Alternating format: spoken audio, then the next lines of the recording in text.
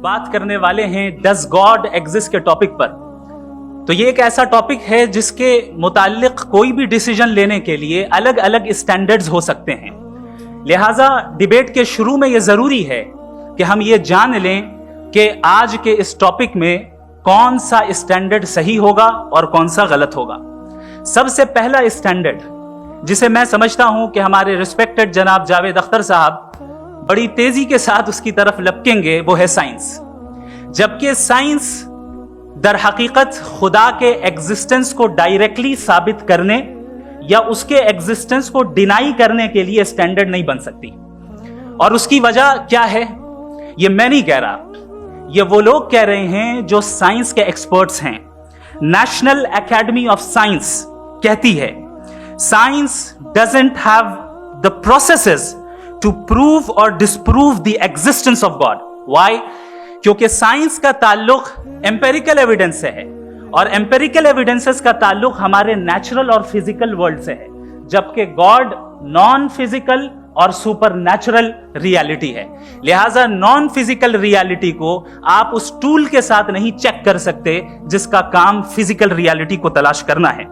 लिहाजा आज इस डिबेट में गॉड की एग्जिस्टेंस को साबित करने या उसे डिनाई करने में साइंटिफिक एविडेंस को एक्सेप्ट नहीं किया जाएगा। दूसरा स्टैंडर्ड हो सकता है रेविलेशन, कि रेविलेशन के जरिए हम ये साबित करें कि गॉड एग्जिस्ट करता है या नहीं। लेकिन ये स्टैंडर्ड भी आज इररेलेवेंट है। क्यों? क्योंकि रेविलेशन मेरे नजदीक सोर्स ऑफ नॉलेज है, वैलिड सोर्स ऑफ नॉलेज है, लेकिन हमारे जावेद अख्तर साहब के नजदीक ये वैलिड सोर्स ऑफ नॉलेज नहीं है। लिहाजा आज की डिबेट में मैं एक भी एविडेंस किसी भी मजहबी स्क्रिप्चर से नहीं दूंगा ताकि जावेद अख्तर साहब के लिए वो अनएक्सेप्टेबल ना हो। तीसरा जो मेयार हो सकता है वो है ऑब्जर्वेशन, कि भाई कोई कहे कि हमें खुदा दिखाओ, अगर है तो दिखाओ, या ये कि खुदा के एग्जिस्टेंस पर एम्पेरिकल एविडेंस दो। तो ये है दर हकीकत गलत टूल का इस्तेमाल करना। ये ऐसा ही है कि जावेद साहब मुझसे ये मुतालबा करें कि मुफ्ती साहब आप मेटल डिटेक्टर के जरिए प्लास्टिक डिटेक्ट करके दिखाएं। अब चूंकि प्लास्टिक डिटेक्ट नहीं हो पा रही है लिहाजा plastic does not exist. No, you are using the wrong tool. इस टूल से प्लास्टिक को डिटेक्ट नहीं किया जाता। लिहाजा मैं समझता हूं कि गॉड के एग्जिस्टेंस पर एम्पेरिकल एविडेंस का मुतालबा करना एक बचकाना मुतालबा है और हमारे रिस्पेक्टेड जनाब जावेद अख्तर साहब इस स्टेज से अब बहुत आगे निकल चुके हैं। अब बचता है एक ही स्टैंडर्ड और वो स्टैंडर्ड है अक्ल, लॉजिक, रीजनिंग। और यही वो स्टैंडर्ड है जिसके तहत गॉड की एग्जिस्टेंस को साबित किया जाएगा या गॉड की एग्जिस्टेंस को डिनाई किया जाएगा। लेकिन चूंकि ये बहुत इंपॉर्टेंट और सेंसिटिव टॉपिक है, इसलिए लॉजिकल आर्ग्यूमेंट भी ऐसा होना चाहिए जो डेफिनेटिव हो, इनडेफिनेटिव ना हो, जो 2 और 2 4 की तरह बिल्कुल वाजे हो, जिसे लॉजिकली रिजेक्ट करना पॉसिबल नहीं हो। फॉर एग्जाम्पल हम कहें हमारे रिस्पेक्टेड मिस्टर सौरभ साहब ये एक इंसान है और तमाम इंसान कॉन्शियस बीइंग है, लिहाजा नतीजा क्या निकला? हमारे सौरभ साहब भी कॉन्शियस बीइंग है। क्या ये इंडेफिनेट आर्ग्यूमेंट है या डेफिनेट आर्ग्यूमेंट है? ये डेफिनेट आर्ग्यूमेंट है। ये 2 और 2 की तरह वाजे है, इसमें किसी तरह जो है लॉजिकली इसको रिजेक्ट नहीं किया जा सकता। तो अगर आज हमारे जावेद अख्तर साहब ऐसी कोई अकली दलील और लॉजिकल एविडेंस दें खुदा के ना होने पर जो डेफिनेट भी हो, तो मैं ये ऐलान करता हूं कि यकीनन मैं उस एविडेंस को कबूल करूंगा और उस पर गौर करूंगा। लेकिन साथ में यह भी ऐलान कर देता हूं प्रेडिक्शन के तौर पर कि ऐसा कोई डेफिनेट आर्गुमेंट कोई नहीं पेश कर सकता। दलील हम देंगे और डेफिनेटिव दलील देंगे, लॉजिकल दलील देंगे, ऐसी दलील देंगे जो एंटायर एथिस्टिक वर्ल्ड उसे रेफ्यूट नहीं कर सकती। चलें अब हम एक एग्जाम्पल सोचते हैं, एक सिनेरियो, सिंपल सिनेरियो। तमाम ऑडियंस से गुजारिश है, हम और आप एक आइसोलेटेड आइलैंड पर हैं, ऐसा आइलैंड जहां पे हमसे पहले कोई कभी नहीं गया। चलते चलते आपके सामने अचानक आपने देखा एक पिंक कलर की बॉल पड़ी हुई है। सबसे पहला सवाल आपके जहन में क्या आएगा कि ये बॉल यहां क्यों आई, कैसे आई, ये पिंक कलर की ही क्यों है? कोई और कलर भी हो सकता था। ये इसी शेप में क्यों है? कोई और शेप भी हो सकता था।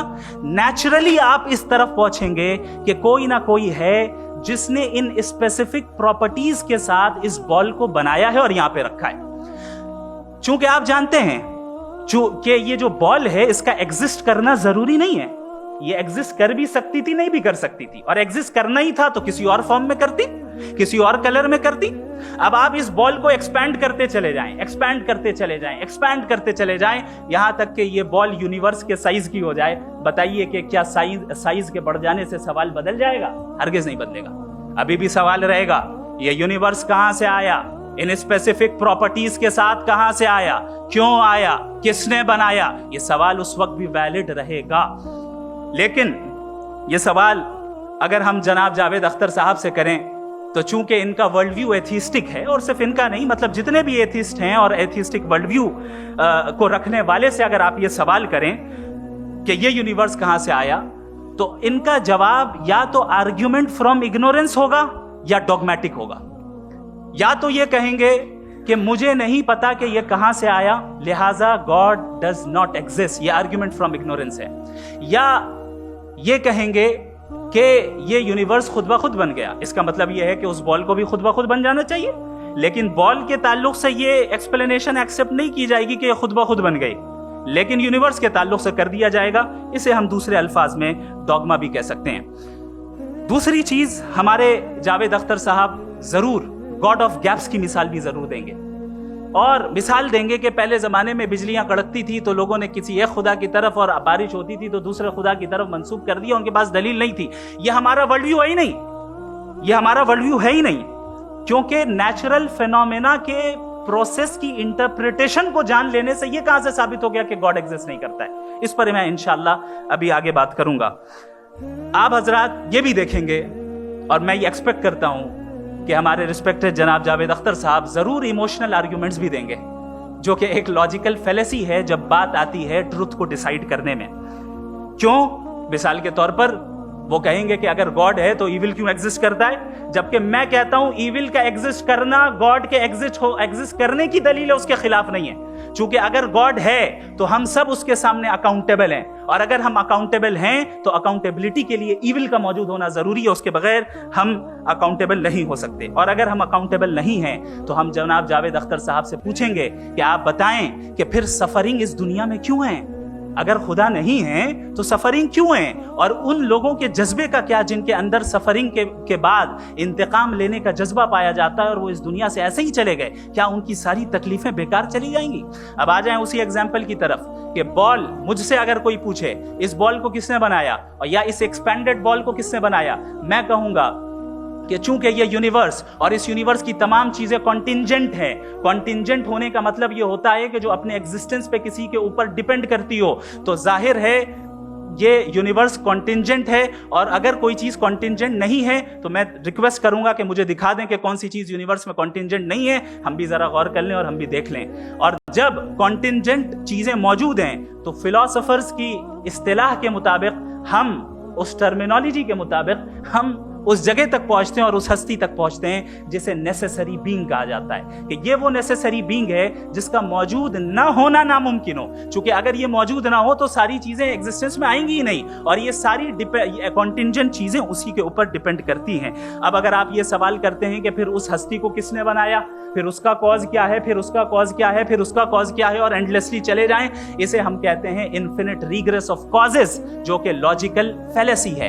کانسیپچولی انفینٹی پاسبل ہے. مثال کے طور پہ نیومیریکلز 1 2 3 گنتے چلے جائیں, انفینٹ نمبرز ہیں. میں کانسیپچولی بات نہیں کر رہا, پریکٹیکلی ریالٹی میں ثابت کر کے دکھائیں کہ infinite regress of causes possible ہیں یا نہیں. اگر پاسبل ہیں تو ہم مان لیں گے, مثال دے دیں, اور پاسبل نہیں ہے تو ایک ہی آپشن بچتا ہے جسے ہم کہتے ہیں نیسیسری بینگ. ایسی نیسیسری بینگ جو انڈیپینڈنٹ ہے, چونکہ اگر وہ ڈیپینڈنٹ ہوئی تو وہ نیسیسری نہیں رہے گی. ایسی انڈیپینڈنٹ بینگ جو اٹرنل ہے, اگر وہ اٹرنل نہیں ہوگی, اس کی بگننگ ہوگی تو وہ خود کانٹینجنٹ ہے. ایسی بینگ جو پاورفل ہے, کیونکہ کانٹینجنٹ کو ایکچوالائز کرنے کے لیے پاور چاہیے. ایسی بینگ جو انٹیلیجنٹ ہے اور نالجیبل ہے, کیونکہ یہ یونیورس اسپیسیفک فارم اور اسپیسیفک لاز آف نیچر کے تحت پریسائزلی چل رہا ہے. Thank you. تھینک یو مفتی صاحب.